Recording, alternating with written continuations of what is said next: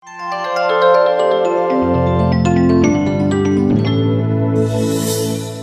నమస్తే, welcome to Myra media. నేను మీ కేవీఆర్.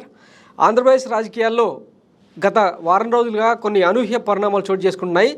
ఈ నేపథ్యంలో వైఎస్ఆర్సీపీ నేత శేఖర్ రెడ్డి మనతో ఉన్నారు. వారిని అడిగి మరిన్ని వివరాలు తెలుసుకునే ప్రయత్నం చేద్దాం. నమస్తే సార్. నమస్తే అండి కేవీఆర్ గారు. మీకు అలాగే మైరా మీడియా ప్రేక్షకులందరికీ కూడా శుభాకాంక్షలు. Thank you. గత 2 రోజులుగా చూసుకుంటే ఆంధ్రప్రదేశ్ రాజకీయాల్లో కొన్ని అనూహ్య పరిణామాలు చోటు చేసుకుంటున్నాయి. అనూహ్య పరిణామాలు అంటే అర్థం కావట్లేదు. ఇప్పుడు కేశినేని నాని వ్యవహారం తీసుకుంటే టీడీపీ సిట్టింగ్ ఎంపీ ఆయన విజయవాడ నుంచి గతంలో గెలిచారు.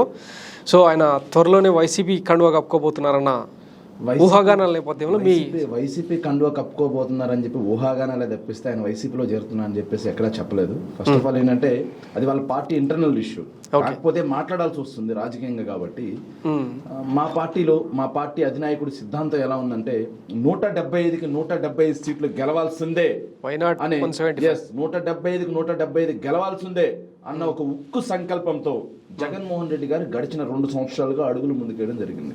దానిలో భాగంగా ప్రతి ఒక్క ఎమ్మెల్యే తోటి, ప్రతి ఒక్క ఎంపీ తోటి రివ్యూ మీటింగ్స్ చేసి మీరు జనాల్లో ఉండండి, గడప గడపకు తిరగండి, మన ప్రభుత్వం చేసిన అభివృద్ధి సంక్షేమ కార్యక్రమాలను ప్రజలకు వివరించండి అని చెప్పి ముఖ్యమంత్రి జగన్మోహన్ రెడ్డి గారు స్పష్టంగా ఎమ్మెల్యేలకి ఎంపీలకు తెలియజేసిన తర్వాత వాళ్ళు చేసేటువంటి యాక్టివిటీస్ మొత్తాన్ని సర్వేల రూపంలో తెప్పించుకొని వాళ్ళ గ్రాఫ్ని చెక్ చేయడం కూడా జరుగుతుంది.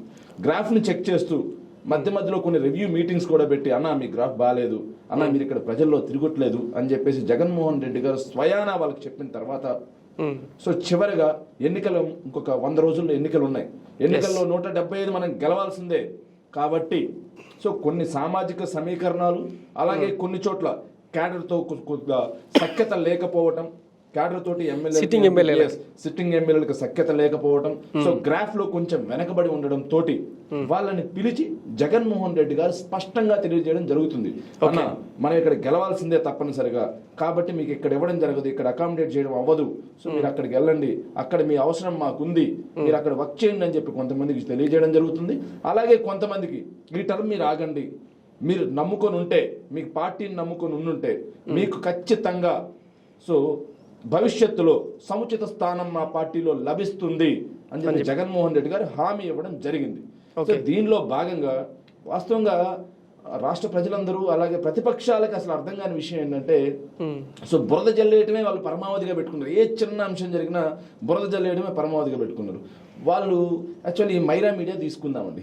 ఇదే మైరా మీడియాలో ఒక కేవీఆర్ గారు వెళ్ళిపోతేనే, లేకపోతే ఒక అమర్ వెళ్ళిపోతేనే స్టూడియో మూతపడుతుందా?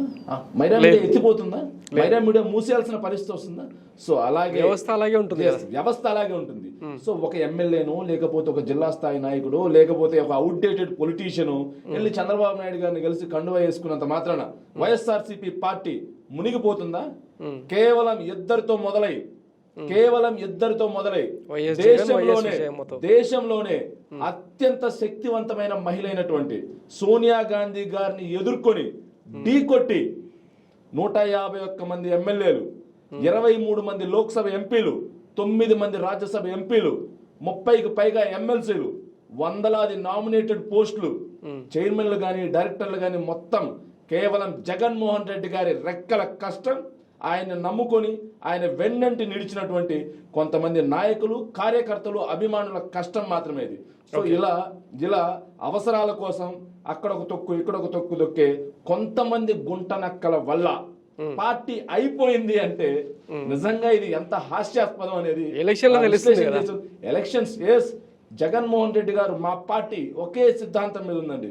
సో ఈ దేశంలో మీరు ఎక్కడైనా గమనించండి, రాజకీయాల్లో స్వతంత్రం వచ్చినప్పటి నుంచి ఈ 75 సంవత్సరాల భారతదేశ చరిత్రలో ఎక్కడైనా సరే, ఏ రాజకీయ నాయకుడైనా సరే, నేను మీకు మంచి చేశాను అనే నమ్మకం ఉంటే మాత్రమే ఓటేయండి, లేకపోతే నాకొద్దు అని చెప్పే దమ్మున్న నాయకుడిని ఎక్కడైనా చూపించగలరా మీరు? దట్ ఈస్ జగన్మోహన్ రెడ్డి గారు, that is YSR Congress party. ప్రజలకు మేము ఎంత మంచి చేశాం అనే నమ్మకం మాకు లేకపోతే మా నాయకుడు అలా మాట్లాడతాడా? ఓకే, విషయానికి వద్దాం.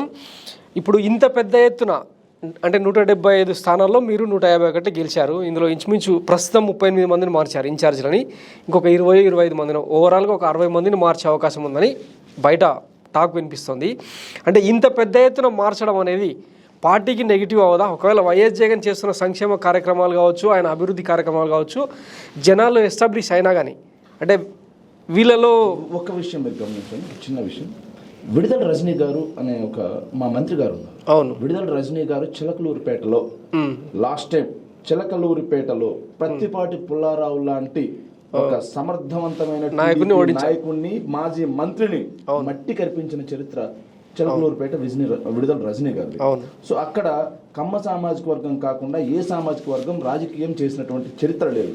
అలాంటి చోట ఒక బీసీ మహిళను తీసుకెళ్లి ఎమ్మెల్యేగా నిలబెట్టి గెలిపించిన దమ్ము జగన్మోహన్ రెడ్డి గారి అయితే గెలిచిన సామర్థ్యం విడుదల రజనీ గారిది. సో అక్కడ ఈసారి కాపు సామాజిక వర్గానికి మేము ఖచ్చితంగా అక్కడ ప్రాధాన్యం ఇవ్వాల్సిందే, టికెట్ ఇవ్వాల్సిందే అన్న ఒక ఉద్దేశంతో మల్లెల రాజేష్ నాయుడు గారిని తీసుకొచ్చి అక్కడ నించోబెట్టారు. సో గుంటూరు టూలో టీడీపీ బలంగా ఉంది. లాస్ట్ టైం కూడా మేము గెలవలేదు ఆ సీటు. ఆ సీటు ఖచ్చితంగా గెలవాలి, ఆ సీటు ఖచ్చితంగా కొట్టాలి అంటే విడుదల రజనీ గారు సమర్థురాలు అని చెప్పేసి మా నాయకుడు అనుకున్నారు, మా జగన్మోహన్ రెడ్డి గారు అనుకున్నారు. మా జగన్మోహన్ రెడ్డి గారు అనుకున్నదే తడుగా విడుదల రజనీ గారికి అక్కడ బాధ్యతలు అప్పచెప్పడంతో విడుదల రజనీ గారు నాయకుడి మాటే శిరోధార్యం అనే ఒక ఉద్దేశంతో విడుదల రజనీ గారు అక్కడ వర్క్ స్టార్ట్ చేసుకున్నారు. ఆవిడ వర్క్ స్టార్ట్ చేయగానే టీడీపీ శ్రేణుల్లో వణుకు మొదలైంది. ఆ వణుకుకి రియాక్షనే మొన్న December 31 రోజు ఆవిడ పార్టీ ఆఫీస్ మీద దాడి అనేది పిరికి పంచర్య. ఇలాగే మా పార్టీలో ఆదిమూలం సురేష్ గారు తీసుకుందాం. ఆదిమూలం సురేష్ గారు మన ఎర్రగొండపాలెంలో ఆయన ఎమ్మెల్యేగా గెలిచారు, అదేవిధంగా మంత్రిగా కూడా పనిచేశారు. కొండేపి నియోజకవర్గంలో లాస్ట్ టైం మేము ఓడిపోయాము. అక్కడ మేము ఖచ్చితంగా గెలవాల్సిన సీట్ అది. సో గెలవాల్సిందే అన్న ఒక ఉద్దేశంతో సమర్థుడైనటువంటి ఆదిమూలం సురేష్ గారిని తీసుకెళ్లి అక్కడ మేము అకామిడేట్ చేయడం జరిగింది. సో ఇలా మేము ఎక్కడైతే సామాజిక సమీకరణాల కూర్పు ఒకటి, అలాగే నాయకుల సమర్థత మాకు ఎక్కడైతే కొంచెం నెగిటివిటీ ఉందో అక్కడ సమర్థుడైన నాయకుడిని మేము అక్కడ ఉంచాల్సిందే అనేది మా పార్టీ సిద్ధాంతం. మీరు గమనించండి, ఏ రాజకీయ పార్టీకైనా సరే రాజకీయాల్లో గెలుపు మాత్రమే పరమావధి. ఆ గెలవడం కోసం పార్టీ అధినాయకత్వం తీసుకునే వ్యూహాలు, పార్టీ అధినాయకత్వం తీసుకునే నిర్ణయాలకి క్యాడర్ నాయకులు కట్టుబడి ఉంటారు. అలా కట్టుబడి ఉన్న వాళ్ళలో ఒకరు ఇద్దరు వెళ్ళిపోయినంత మాత్రాన పార్టీ అయిపోయింది, ఎలక్షన్ లో ఓడిపోయారు అని చెప్పేసి అసలు ఎవరు వెళ్ళలేదు కదా. ఒకరిద్దరు తప్పిస్తే వెళ్ళిపోయినంత మాత్రాన అంటే పార్టీ వెళ్ళిపోయిందని మాట్లాడడం, పార్టీ అయిపోయిందని మాట్లాడడం టీడీపీ అవివేకం. అసలు ఇప్పుడు ఏం అవ్వలేదు, ముందుంది ముసళ్ళ పండగ. టీడీపీ జనసేన పొత్తులో భాగంగా జనసేనకి ఎన్ని సీట్లు చంద్రబాబు నాయుడు ముష్టేస్తున్నాడు, పవన్ కళ్యాణ్ ఆ ముష్టేసిన సీట్లలో ఎన్ని ఏరుకుంటున్నాడు. వాటిల్లో 2019లో పోటీ చేసినటువంటి 2014 నుంచి పవన్ కళ్యాణ్కి సపోర్ట్ గా నిలబడినటువంటి, పవన్ కళ్యాణ్కి అండగా నిలబడి రాజకీయం చేసినటువంటి నాయకులు ఎంతమందికి సీట్లు అకామిడేట్ చేస్తున్నాడు. అక్కడ సీట్లు అకామిడేట్ చేసిన దగ్గర టీడీపీ నాయకత్వం పరిస్థితి ఏంటి, ఇవన్నీ మీరు ముందు చూస్తే తెలుగు రాజకీయాల్లో, ఎస్పెషల్లీ ఏపీ రాజకీయాల్లో టీడీపీ జనసేన పొత్తు ఎంత హాస్యాస్పదంగా ఉండబోతుంది, మీ మీడియాకి ఎంత కనుల విందుగా ఉండబోతుంది, ఎంత స్టఫ్ దొరుకుతుంది అనేది కూడా మీరు చూడొచ్చు. ఓకే, తెలంగాణ రాజకీయాల ఎఫెక్ట్ ఏమైనా ఉందా? ఇక్కడ కేసీఆర్ కనుక ఒక 20-25 మంది సిట్టింగ్లను కనుక మార్చుంటే హ్యాట్రిక్ కొట్టేవారు అన్న ఒక సమీకరణాలు వినిపించినాయి. ఈ ఎఫెక్ట్ ఏమైనా ఆంధ్రాలో కనిపించిందా? లైక్ ఇదంతా అంటే జగన్ ఓవర్ కాన్ఫిడెన్స్ గా కూడా కొంతమంది విశ్లేషిస్తున్నారు. సో ఏం జరగబోతుంది? వాస్తవం ఏమన్నారంటే తెలంగాణ రాజకీయాలని అంటే డిఫరెన్స్. తెలంగాణ రాజకీయాలతోటి కంపారిజన్ చేయొద్దు. యాక్చువల్గా రాజకీయాలకు సంబంధం లేదు. ఏపీ రాజకీయాల్లో మీరు అంటున్నారు తెలంగాణ రాజకీయాలను చూసి ఇక్కడ సిట్టింగ్లు మారుస్తున్నారు అని చెప్పేసి. ఎఫెక్ట్ ఏమైనా ఉందా? జగన్మోహన్ రెడ్డి గారు 2 సంవత్సరాల క్రితం నుంచి మొదలు పెట్టారండి. మీరు ప్రజల్లో ఉంటేనే మీకు సీట్లు. ఈ షఫ్లింగ్ అనేది 2 ఏళ్ల క్రితమే జగన్మోహన్ రెడ్డి గారు స్టార్ట్ చేశారు. మీరు జనాల్లోకి వెళ్ళండి. మీరు జనాల్లో లేకపోతే 151 మందిని నేను మళ్ళీ అసెంబ్లీలో చూడాలనుకుంటున్నాను. నాతో పాటు గెలిచిన ప్రతి ఒక్కరిని నేను అసెంబ్లీలో చూడాలనుకుంటున్నాను. సో దానికి అనుగుణంగా మీరు జనాల్లో తిరగండి, ప్రజల్లో తిరగండి. సో ప్రజా సమస్యల పట్ల చిత్తశుద్ధితో పనిచేయండి. గ్రాఫ్ మేము సర్వే చేస్తున్నాం, ఆ సర్వేలో మీకు వస్తే తప్పనిసరిగా సీట్లు వస్తాయి అని చెప్పేసి జగన్మోహన్ రెడ్డి గారు 2 సంవత్సరాల క్రితం చెప్పారు. ఓకే, సో ఆ సర్వే గ్రాఫ్ అందుకోలేని వాళ్ళని ఇక్కడి నుంచి అక్కడికి షఫ్లింగ్, లేదంటే కొంతమందిని తొలగించి మీకు వేరే హామీలు ఇవ్వటం, ఎమ్మెల్సీ ఇస్తామని. కానీ జగన్మోహన్ రెడ్డి గారిని నమ్ముకున్న వాళ్ళు ఎవరు నష్టపోయిన చరిత్ర లేదండి. దానికి ఉదాహరణే మోపిదేవి వెంకటరమణ గారు. గత ఎన్నికల్లో ఓడిపోయినా సరే ఎమ్మెల్సీ ఇచ్చి మినిస్టర్ని చేశారు, రాజ్యసభ సభ్యుని చేశారు. పిల్లి సుభాష్ చంద్రబోస్ గారిని ఎమ్మెల్సీ ఇచ్చారు, మంత్రిని చేశారు, మళ్ళీ రాజ్యసభ సభ్యుని చేశారు.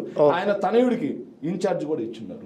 సో ఇలా జగన్మోహన్ రెడ్డి గారిని నమ్ముకున్న వాళ్ళకి ఎవరికి అన్యాయం అనేది జరగదు. జగన్మోహన్ రెడ్డి గారు పర్సనల్ గా పిలవడం జరుగుతుంది, సీట్ లేని వాళ్ళకి కారణాలు వివరించడం జరుగుతుంది.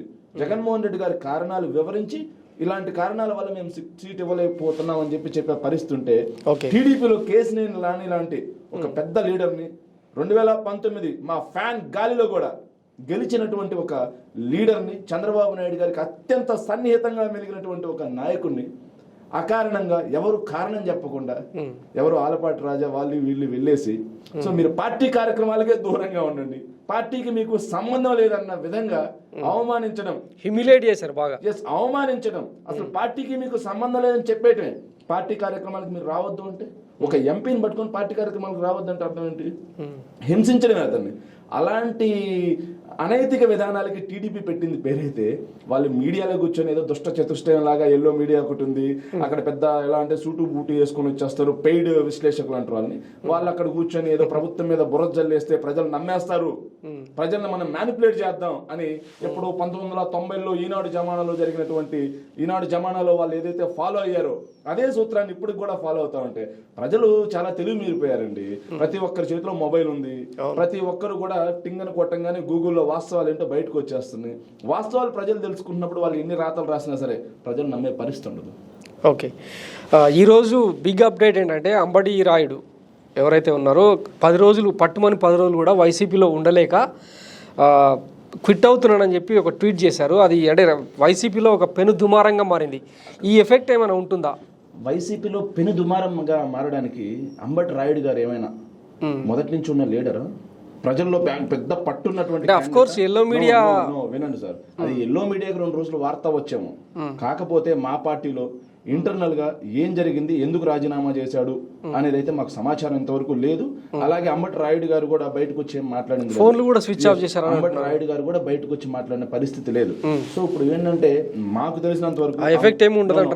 తెలిసినంత వరకు అంబటి రాయుడు గారి మనస్తత్వం క్రికెట్ లో కావచ్చు, ఇక్కడ కావచ్చు, టెస్ట్ మ్యాచ్ ఆడాల్సింది T20 మ్యాచ్ ఆడుతున్నారు. T20 మ్యాచ్ అనేది రాజకీయాల్లో పనికిరాదు.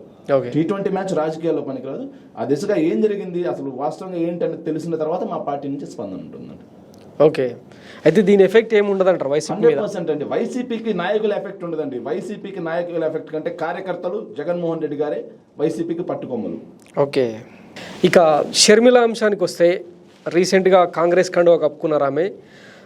రేపు రాబోయే రోజుల్లో ఇప్పటిదాకంటే అన్న చెల్లెల గొడవ, కుటుంబ తగాదాల వరకే ఉన్నది. ఇప్పుడు రాజకీయ ప్రత్యర్థులుగా మారిన తరుణంలో ఇప్పటిదాకంటే చాలా వరకు సంయమనం పాటించింది వైసీపీ కానీ, కింద స్థాయి క్యాడర్ కానీ. ఒకవేళ ఆమె తెలంగాణలో చాలా బోల్డ్ కామెంట్స్ చేశారు.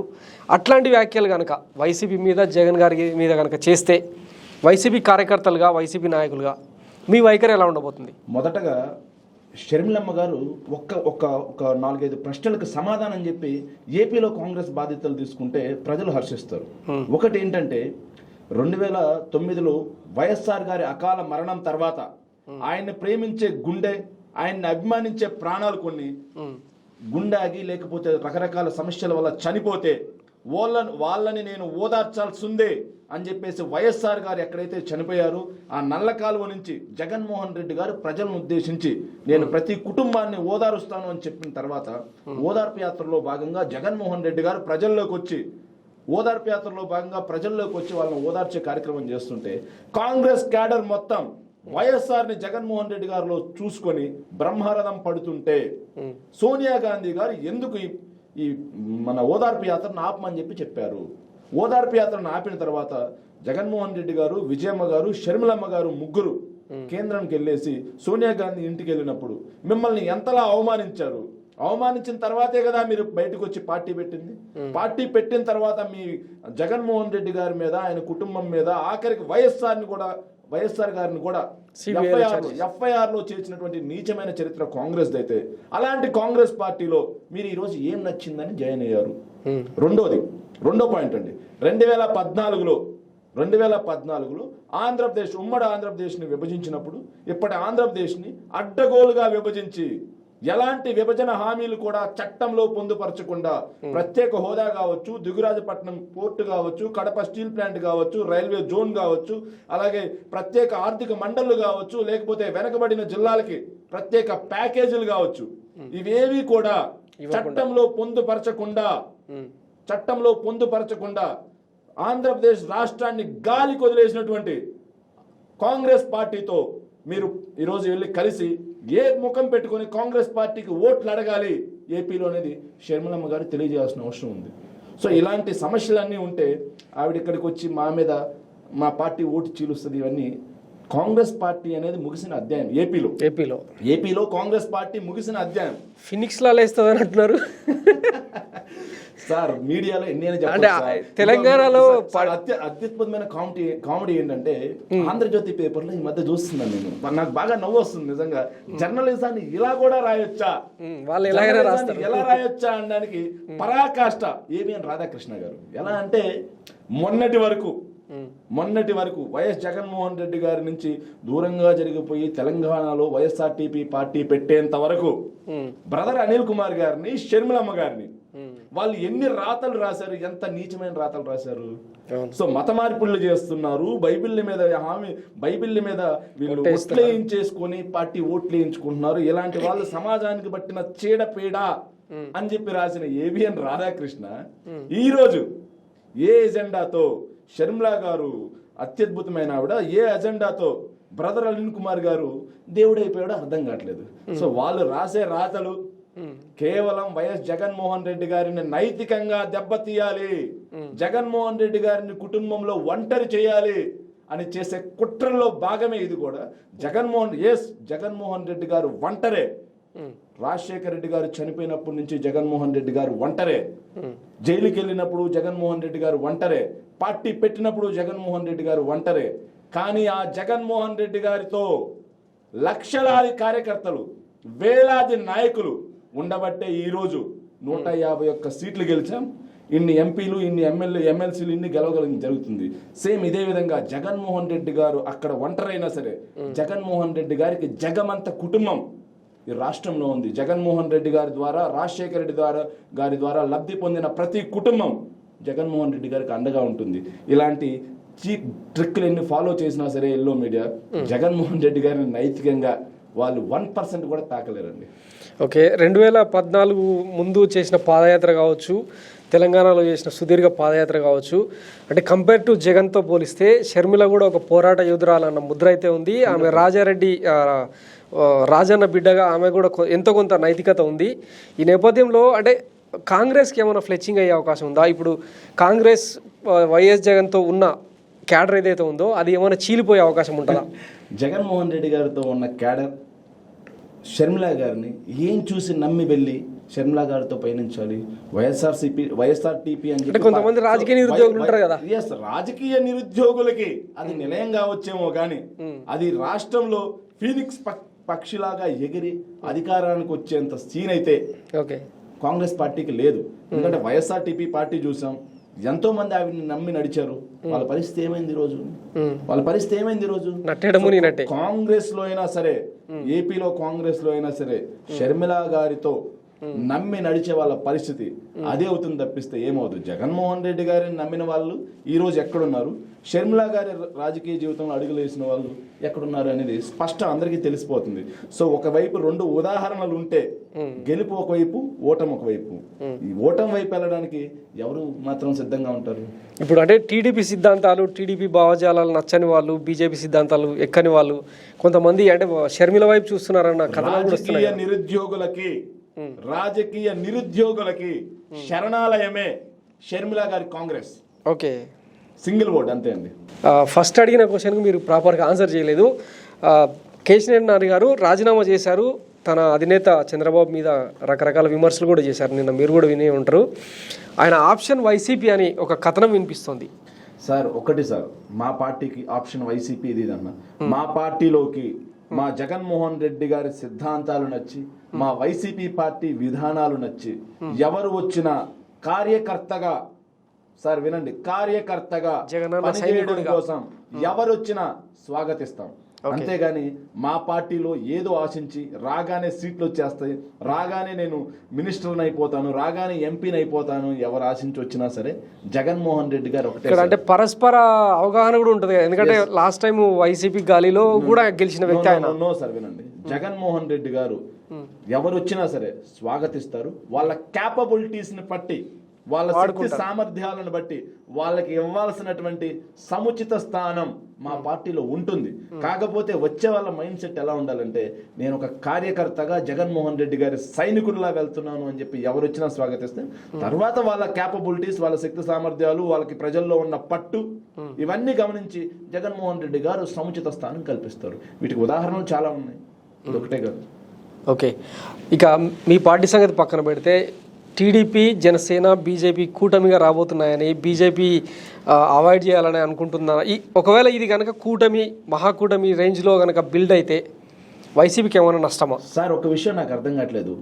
చంద్రబాబు నాయుడు గారు రాజకీయ జీవితంలో, చంద్రబాబు నాయుడు గారు 95గా ముఖ్యమంత్రి అయినప్పటి నుంచి 95 ఆయన కాంగ్రెస్ నుంచి వచ్చారు, టీడీపీలో జాయిన్ అయ్యారు. తర్వాత ఆ పార్టీలో జాయిన్ అయిన తర్వాత ఆ పార్టీ అధ్యక్షులు సొంత పిల్లనిచ్చిన మామ ఎన్టీఆర్ గారిని వెన్నుపోటు పసక్కను పొడిచారు. పొడిచిన తర్వాత ఆయన సీఎం అయ్యారు. 95లో సీఎం అయినప్పటి నుంచి 99లో ఎందుకు బీజేపీతో పొత్తు పెట్టుకున్నారు? రాష్ట్ర ప్రయోజనాలు ఏమైనా ఉన్నాయా? నో, కేవలం రాజకీయ ప్రయోజనాలు మాత్రమే. 99లో కార్గిల్ వార్ ద్వారా వాజ్పేయి ప్రభుత్వానికి వచ్చినటువంటి క్రెడిట్ మొత్తాన్ని గుంజేసుకొని ఇక్కడ రాజకీయంగా లబ్ధి పొందాలి అన్న ఒక దురుద్దేశంతో 99 ఎన్నికల్లో అతను బీజేపీతో అలయన్స్ లో వెళ్ళడం జరిగింది. బీజేపీలో అలయన్స్ వెళ్ళిన తర్వాత 2004లో మళ్ళీ ఓడిపోయిన తర్వాత బీజేపీని నోటికి వచ్చినట్టు తిట్టినటువంటి దరిద్రమైన చరిత్ర చంద్రబాబు నాయుడు గారిది. ఎవరినైతే పట్టుకున్నాడో అతన్నే మళ్ళీ తిట్టేసిన చరిత్ర. సో మోడీ గోద్రా అల్లర్ల వల్ల ఇక్కడ మేము ఓడిపోయాం అని చెప్పేసి స్టేట్మెంట్ ఇచ్చారు. తర్వాత 2004 ఎలక్షన్స్ లో కేసీఆర్ ని నోటుకు వచ్చినట్టు తిట్టాడు. అదే కేసీఆర్ తో 2009 ఎలక్షన్స్ కి వెళ్ళేసరికి మహాకూటమి అని చెప్పేసి మళ్ళీ కలిసిపోయాడు. అది అయిపోయిన తర్వాత మళ్ళీ కేసీఆర్ తిట్టాడు. 2014 ఎన్నికల్లో దేశమంతటా మోడీ వేవ్ ఉంది. మోడీ వేవ్ ఉండేసరికి మోడీని మళ్ళీ మనం గ్రాప్ చేసుకోవాలి, మోడీ నాయుడు జోడీ అని చెప్పేసి మళ్ళీ మోడీ గారితో జతకట్టారు. జతకట్టేసే ముందు ఏం చేశారంటే ఇంకొక అద్దె పార్టీని సృష్టించారు చంద్రబాబు నాయుడు గారు. ఆ అద్దె party nothing but Janasena. Janasena అనే ఒక అద్దె పార్టీని డబ్బులు ఇచ్చి పవన్ కళ్యాణ్ గారి ద్వారా పెట్టించి ఎక్కడా పోటీ చేయకుండా బేషరతుగా చంద్రబాబు నాయుడు గారికి సపోర్ట్ చేసేలా కాపు సామాజిక వర్గం ఓట్లు, పవన్ కళ్యాణ్ ఏదైతే అభిమానించే ఓట్లు మొత్తాన్ని గంపగుత్తుగా పవన్ కళ్యాణ్ గారు ప్యాకేజీ తీసుకొని చంద్రబాబు నాయుడు గారి కాళ్ళ దగ్గర తాకట్టు పెట్టినటువంటి నీచం చరిత్ర వాళ్ళది. తర్వాత ఆ ఎన్నికల్లో పవన్ కళ్యాణ్ గారు ఒక మాట అన్నారు, 600 హామీలు చంద్రబాబు నాయుడు గారు ఇస్తున్నారు కదా, 600 హామీలకి నాదే హామీ అని చెప్పేసి పవన్ కళ్యాణ్ గారు అన్నారు. ఆ 600 హామీల్లో 18%, 18% అండి, 18% హామీలు నెరవేర్చకపోయినా సరే 2019 ఎన్నికల వరకు ఎక్కడా కూడా చంద్రబాబు నాయుడు గారి గురించి పల్లెత్తు మాట అనకుండా, సో 2019 ఎన్నికలకు ముందు, సో ఇంకోటి ఏంటంటే చంద్రబాబు నాయుడు గారు 2019 ఎన్నికలకు ముందు మళ్ళీ బీజేపీని తిట్టారు. ప్యాకేజీ ముద్దు, హోదా వద్దు అని చెప్పేసి, మళ్ళీ ధర్మ పోరాట దీక్షలు అని చెప్పేసి మళ్ళీ చంద్రబాబు నాయుడు గారిని తిట్టారు. చంద్రబాబు నాయుడు గారిని తిట్టారు, మళ్ళీ ప్రభుత్వ వ్యతిరేక ఓటు చేయకూడదు అని చెప్పేసి పవన్ కళ్యాణ్ గారి చేత సపరేట్ గా మళ్ళీ పోటీ చేయించారు. పోటీ చేయించిన తర్వాత 2019లో ఘోరం ఓటమి చెందిన తర్వాత ఆయన మళ్ళీ పవన్ కళ్యాణ్ గారిని బీజేపీకి దగ్గర చేశాడు. ఈయన పార్టీకి చెందినటువంటి రాజ్యసభ ఎంపీలను కూడా బీజేపీకి దగ్గర చేర్చారు. ఇప్పుడు ఏం చేస్తున్నారు, మళ్ళీ బీజేపీ ప్రాపకం కోసం బీజేపీతో కలిసి పోటీ చేయాలి, బీజేపీని మళ్ళీ లాక్కోవాలి అని చెప్పేసి చంద్రబాబు నాయుడు గారు మళ్ళీ వెళ్తా ఉన్నారు. అసలు నాకు అర్థం కాని విషయం ఏంటంటే, చంద్రబాబు నాయుడు గారు రాజకీయాల్లో కొన్ని పార్టీలతో ఎందుకు పొత్తు పెట్టుకుంటున్నారు, మళ్ళీ ఎందుకు విడిపోతున్నారు, మళ్ళీ ఎందుకు పొత్తు పెట్టుకున్నారు, మళ్ళీ ఎందుకు విడిపోతున్నారు? ఇలా రాజకీయాల్లో చివరిగా ఒక మాట అండి, బీజేపీ ఒళ్ళో కూర్చొని కాంగ్రెస్ ని తిడితే నవనిర్మాణ దీక్ష అండి. అదే కాంగ్రెస్ ఒళ్ళో కూర్చొని బీజేపీని తిడితే ధర్మ పోరాట దీక్ష అండి. ఇంతకంటే నీచమైన రాజకీయ విటుడు దేశ రాజకీయాలు ఎక్కడైనా ఉన్నాయండి? అతన్ని పట్టుకుని ఎల్లో మీడియా విజనరీ అంటా ఉంటే ప్రజలు నవ్వుకుంటున్నారు సార్. ఇలాంటి రాజకీయ విటుడు, ఇలాంటి కేవలం రాజకీయ లాభాపేక్ష తప్పక రాష్ట్ర అవసరాల గురించి ఎక్కడ ఆలోచించని ఇలాంటి రాజకీయ విటుడు విజనరీ ఎక్కడయ్యాడు? ఓకే, దానికి సమాధానం చెప్పాల్సిన బాధ్యత ఎల్లో మీడియా మీద ఉంది. ఓకే, ఫైనల్గా సుప్రీంకోర్టులో రేపు జనవరి 19న స్కిల్ డెవలప్మెంట్ స్కామ్కు సంబంధించి హైకోర్టు ఇచ్చిన తీర్పుని ఇవ్వబోతుంది సుప్రీంకోర్టు. చంద్రబాబు గారు అరెస్ట్ అయ్యే అవకాశం ఉందన్న ఊహాగానాలు కూడా వినిపిస్తున్నాయి. దాని మీద మీ కామెంట్ ఏంటి? చట్టం తన పని తను చేసుకుపోతుందండి. కాకపోతే ఒక విషయం, చంద్రబాబు నాయుడు గారు స్కిల్ స్కామ్లో ఇంత అడ్డంగా దొరికిపోయిన తర్వాత కోర్టులు ఏదైతే ఏసీబీ కోర్టు ఏదైతే ఉందో వాళ్ళకి రిమాండ్ విధించింది ఏసీబీ కోర్టు. సో వాళ్ళని అలాగే రిమాండ్ విధించిన తర్వాత లోపల ఉంచడం జరిగింది. తర్వాత వాళ్ళు బెయిల్ కోసం, స్క్వాష్ కోసం అన్ని కోర్టులు తిరగడం జరిగింది. కోట్లాది రూపాయలు వెచ్చించి బాగా కాస్ట్లీ లాయర్స్ అయినటువంటి హరీష్ సాల్వే, సిద్ధార్థ రోత్రా లాంటి లాయర్లను కూడా తీసుకొచ్చారు. దానికి ఎన్ని వందల కోట్లు ఖర్చు అయ్యో పాపం. తీసుకొచ్చినా సరే బెయిల్ దొరకలేదండి. చంద్రబాబు నాయుడు గారికి బెయిల్ ఇచ్చిన కండిషన్ ఒకటి మర్చిపోతున్నారండి. టీడీపీ క్యాడర్ మొత్తం ధర్మం గెలిచింది, న్యాయం గెలిచింది అని చెప్పేసి తొక్కలో కామెంట్స్ పెడతా ఉన్నారు. అలాగే ఈ పత్రికలు హెడ్డింగ్లు పెడుతున్నాయి, బ్యానర్ హెడ్డింగ్లు. కాకపోతే చంద్రబాబు నాయుడు గారికి బెయిల్ ఇచ్చిన విషయం ఏంటో తెలుసా అండి? అనారోగ్య కారణాల వల్ల జైల్లో ఎక్కడ మగ్గి చచ్చిపోతాడో చంద్రబాబు నాయుడు గారి కోర్టుకి ఇచ్చినటువంటి అఫిడవిట్ ఏంటో తెలుసా అండి? జుట్టు దగ్గర నుంచి అరికాల వరకు మొత్తం నాకు రోగాలే ఉన్నాయి మహాప్రభు, నాకు బెయిలిండి స్వామి, లేకపోతే నేను జైల్లోనే మగ్గి చచ్చిపోతాను అని వేడుకుంటే, అరే ఇన్నాళ్ళ రాజకీయం చేశాడు, ఇంత సీనియారిటీ ఉంది, ఇలా జైల్లో మగ్గిపోతే సో శాంతి భద్రతల సమస్యలు వస్తాయి అని చెప్పేసి కోర్టు ఆయనకి బెయిల్ మంజూరు చేసింది. బెయిల్ మంజూరు చేస్తే ధర్మం గెలిచింది, న్యాయం గెలిచింది అని చెప్పేసి వాళ్ళు ర్యాలీలు చేయడం చూస్తా ఉంటే నిజంగా ఇంతకన్నా దౌర్భాగ్యం ఇంకోటి ఉంటుందా? సో ఏ రోజుకైనా చంద్రబాబు నాయుడు గారికి మళ్ళీ చెప్పకూడదు తప్పదు. ఆయనతో పాటుగా లోకేష్ బాబు గారికి చెప్పకూడదు తప్పదు. ఆయన మంత్రివర్గంలో పనిచేసిన కొంతమందికి కూడా చెప్పకూడదు తప్పదు. తప్పు చేసిన వాళ్ళు ఎవరైనా సరే, ఎంతటి వారైనా సరే మా ప్రభుత్వం ఉపేక్షించే సమస్య లేదు. సో దాని మీదుగా చర్యలు ఉంటాయి. ఇక్కడ కక్ష సాధింపు కాదండి. కక్ష సాధింపు అంటే వేరే విధంగా ఉంటుంది. సో ఇక్కడ ఖచ్చితంగా వాళ్ళు తప్పు చేశారు కాబట్టి శిక్ష అనుభవిస్తున్నారు. మరోవైపు నిజం గెలవాలని చెప్పి నారా భువనేశ్వర్ గారు కూడా యాత్ర చేస్తున్నారు. ఏం నిజం గెలవాలి? ఇది ఏమంటారు అంటే డ్రామానా లేకపోతే రాజకీయ అవసరాల కోసం? నిజం గెలవాలి అంటే నాకు చూస్తా ఉంటే భువనేశ్వరి గారు, చంద్రబాబు నాయుడు గారు పర్మనెంట్ గా లోపల ఉంటేనే బాగుంటుందేమో అనుకుంటారేమో. ఎందుకంటే నిజం గెలవాలి అంటే చంద్రబాబు నాయుడు గారు లోపల ఉంటేనే నిజం గెలిచినట్టు, చంద్రబాబు నాయుడు గారు బయట ఉంటే అబద్ధం గెలిచినట్టు, చంద్రబాబు నాయుడు గారు లోపల ఉంటే నిజం గెలిచినట్టు. భువనేశ్వరి గారు చంద్రబాబు నాయుడు గారు బయట ఉండాలని కోరుకుంటున్నారా, లోపల ఉండాలని కోరుకుంటున్నారా? సో వాళ్ళే తెలియజేయాలి. ఓకే, థ్యాంక్స్ అండి. మైరా మీడియా స్టూడియోకి వచ్చి మీ విలువైన సమాచారాన్ని మాతో షేర్ చేసుకున్నందుకు. ఇది శేఖర్ రెడ్డి గారు, వైసీపీ నేత, మనతో షేర్ చేసుకున్న అంశాలు ఆంధ్రప్రదేశ్ రాజకీయాలకు సంబంధించి. Thanks for watching Maira media. నేను మీ KVR signing off. Thank you KVR గారు.